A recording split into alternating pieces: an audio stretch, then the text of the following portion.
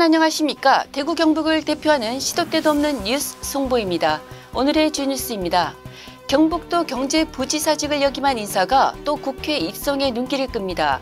21대 총선에서 이달이 전 경북도 경제부지사가 국민의 위성정당인 국민의미래 비례대표 17번으로 당선됐습니다.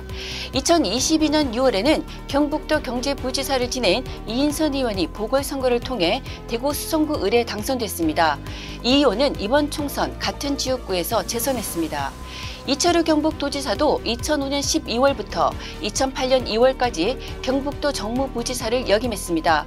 퇴임 2달 뒤 18대 총선 김천에서 당선되며 내리 3선을 했습니다. 대구경찰청 소속 현직 경찰 간부 2명이 동료 경찰관을 상대로 한 비위행위 의혹으로 인사조치된 것으로 확인됐습니다. 11일 대구경찰청에 따르면 지난 9일 일선경찰서 과장 A경정이 부하 여직원에게 성비위를 저질렀다는 신고가 접수됐습니다. A경정은 대구청 경무부서로 인사 발령된 상태입니다.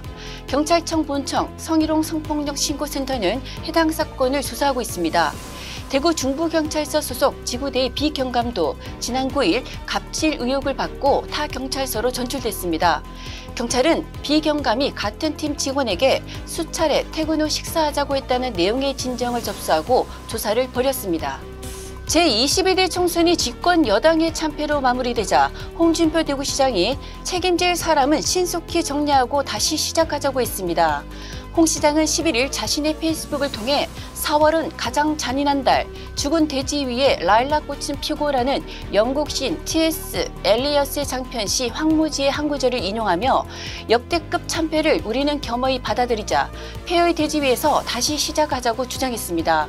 그는 다행히 당을 이끌어갈 중진들이 다수 당선돼 다행이라며 흩어지지 말고 힘 모아 다시 일어서자고 했습니다. 최근 사과값 상승의 주된 원인은 기상이변으로 생긴 봄철 서리 피해 때문인 것으로 파악됐습니다. 기상이변으로 개화 시기가 앞당겨지면서 착과 단계로 넘어가기가 힘들어졌으며 사과 생산량은 급격히 줄었습니다. 정주호 경북도 친환경 농업과장은 지금은 저장 사과 물량도 거의 동남에서 사과 가격이 계속 오르고 있다며 복숭아, 자두, 수박 등 사과 대체 과일이 나오고 7월 본격적으로 사과가 출하되면 가격도 안정화될 것으로 보인다고 말했습니다. 국토교통부의 택시 부재 재심의가 한 달여 앞으로 다가오면서 대구 지역 택시 부재 재시행 여부가 업계의 뜨거운 감자로 떠오르고 있습니다. 11일 대구시에 따르면 지난해 7월부터 12월까지 시행한 택시 운송사업 발전 시행 계획 수립 용역 결과는 대구는 승천한 지역에 해당하지 않는 것으로 나타났습니다. 택시 공급 증가 효과를 내는 부재 해제는 전국에서 택시가 가장 과잉 공급된 대구의 실정과 맞지 않다는 비판이 시행 초기부터 나왔습니다. 과잉 공급 해소를 위해 세금을 들여 감차 사업을 해왔던 시행정과도 정면으로 배치됩니다. 국토교통부는 내년부터 적용되는 에너지 절약형 친환경 주택건설 기준 개정안을 행정 예고한다고 10일 밝혔습니다. 30세대 이상 민간 아파트에도 제로에너지 건축물 인증이 의무화됩니다. 현재 30가구 이상 공동주택은 5등급이 의무화되어 있습니다.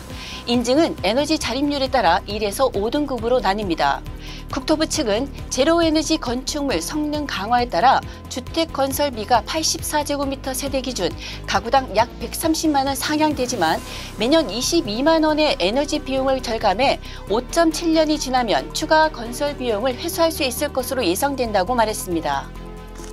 지금까지 4월 10일 금요일 영남일보 시도 때도 없는 뉴스였습니다. 다음 시간에 뵙겠습니다.